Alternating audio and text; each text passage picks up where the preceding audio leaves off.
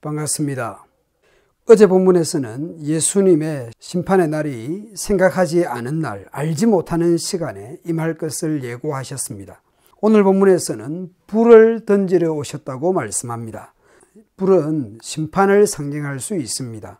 더럽고 추한 것, 가라지, 열매 맺지 않는 가지를 태우는 것이죠. 세례 요한이 예수님에 대해서 증거했습니다. 그는 성령과 불로 너희에게 세례를 베푸실 것이요 알곡은 모아 곳간에 들이고 죽정이는 꺼지지 않는 불에 태우시리라. 그리고 예수님은 받을 세례가 있다고 말씀합니다. 나는 고난의 세례를 받아야 한다. 이것이 없어질 때까지 내가 얼마나 답답하겠느냐. 이미 요단강에서 세례 요한에게 세례를 받으셨는데 50절에서의 이 세례는 십자가 고난을 의미한다고 볼 수 있습니다.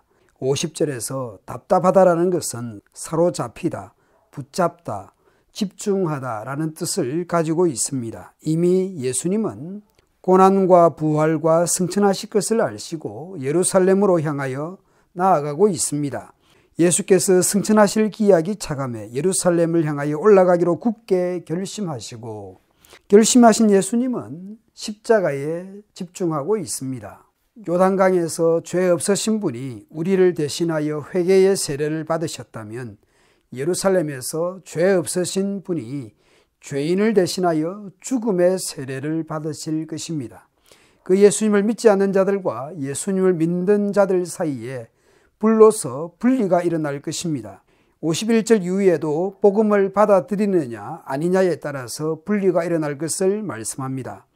내가 세상에 화평을 주러 온 줄로 아느냐 분쟁하게 하려 함이로라. 분쟁하리라. 결속력이 가장 강력한 가족 안에서 예수님 복음 때문에 분쟁, 구분, 분리가 일어날 것을 말씀합니다. 예수님은 화평을 위해서 평화를 위해서 오셨습니다. 1장 79절에서 사가랴의 찬송에서 우리 발을 평강의 길로 인도하시리로다. 천군 천사의 찬송에서도 하나님이 기뻐하신 사람들 중에 평화로다. 예수님께 향유를 부은 죄인인 여성에게 네 믿음이 너를 구원하였으니 평안히 가라 라고 예수님 말씀하셨습니다. 8장에서는 혈루증을 앓던 여인에게 따라 네 믿음이 너를 구원하였으니 평안히 가라 말씀하셨습니다. 에덴 동산에서의 범죄로 인해서 하나님과의 관계, 인간 간의 관계, 자연과의 관계가 훼손되고 파괴되었는데 예수님이 오셔서 구원하시고 회복하시고 화평하게 하시는데, 그런데 그 예수님을 믿지 않기 때문에 화평이 아니라 여전히 갈등하고 분리되는 일이 일어날 것을 말씀합니다. 예수님의 평안의 복음을 받아들이는 이들에게는 예수님의 평안이 샬롬이 임할 것입니다. 그런데 일가족 안에서 분리가 일어날 때에 복음을 따르거나 전하는 자는 고통이 있을 수 있고 고난이 따라올 수밖에 없습니다. 그런 고통과 고난을 감내하면서 예수님을 믿고 의지하고 복음을 전하는 자로 살아가야 할 것입니다. 사람들은 경험적으로 날씨나 계절의 변화를 알아차립니다. 아마 누가복음 12장 당시 사회도 기상청이나 인공위성, 슈퍼컴퓨터 이런 것이 없던 시절이지만 많은 사람들이 경험적으로 날씨의 변화를 읽어내고 알았던 것 같습니다. 너희가 구름이 서쪽에서 이는 것을 보면 말하기를 소나기가 오리라 라고 하나니 과연 그러하고, 남풍이 부는 것을 보면 말하기를 심히 더울 것이다. 과연 그러하다. 과연 그러하다라는 것은 날씨를 분별하는 것들이 맞다라는 것이죠. 잘 분별하고 잘 맞춘다라는 것입니다. 그런데 뭘 모르는 것이 있는 것이죠. 56절에 위선자들아 너희가 땅과 하늘의 기상은 분별할 줄 알면서 왜 이 시대는 분별하지 못하느냐.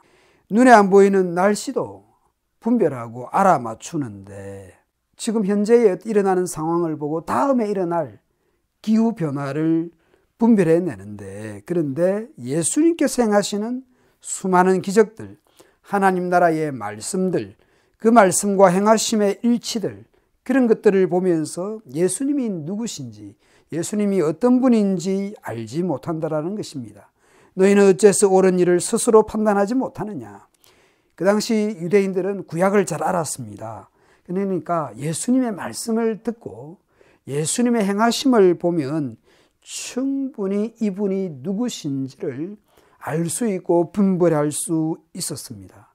그런데 날씨도 분별하고 그 다음 기후 변화도 분별하면서 구약의 말씀도 알고 예수님의 말씀과 행하심을 보면서도 들으면서도 이렇게 분별하지 못하는, 예수님이 누군지를 알지 못하는 그런 자들입니다. 그래서 예수님이 위선자들이다, 외식하는 자들이다 라고 말씀하고 있습니다. 그러면 어떻게 반응을 해야 합니까? 잘못했다면 법정으로 가기 전에 빨리 화해를 하고 해결을 하는 것이 지혜로운 것이죠.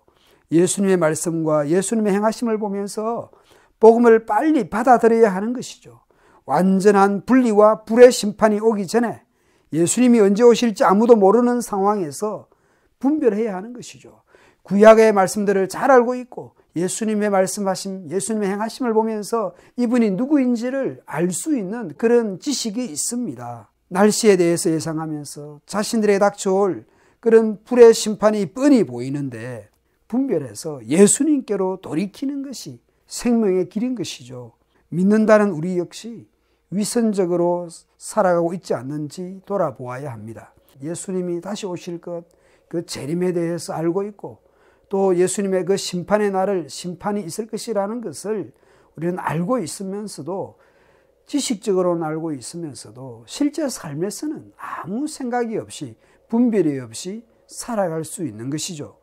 그래서 다른 사람을 지적하고 고치려 하기보다는 정작 내 자신은 무엇을 잘못하고 있는지, 내가 지금 뭘 고쳐야 되는지, 나를 고쳐야 되는 것이에요.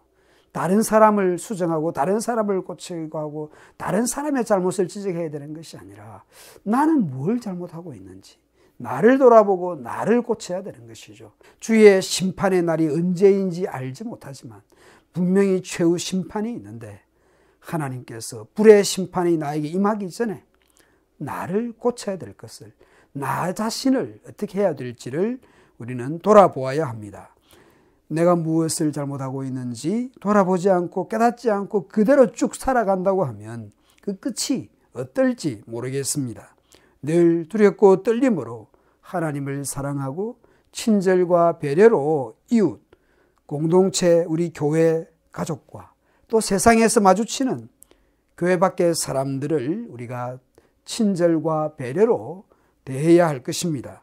내가 대접받고자 하는 대로 다른 사람이 나를 존중해 주고 다른 사람들이 나를 이해해 주기를, 다른 사람들이 나를 용서해 주기를 바라듯이 다른 사람들을 용서하고 다른 사람들을 이해하고 그럴 수 있겠다, 그럴 수 있겠다 라고 이해해 주고 다른 사람들에게 친절을 베푸는 그런 우리의 삶의 자리들이 되어야 하겠습니다. 주님이 우리에게 허락하신 날 동안에 진실하게, 신실하게, 경건하게, 친절하게 살아가도록 합시다.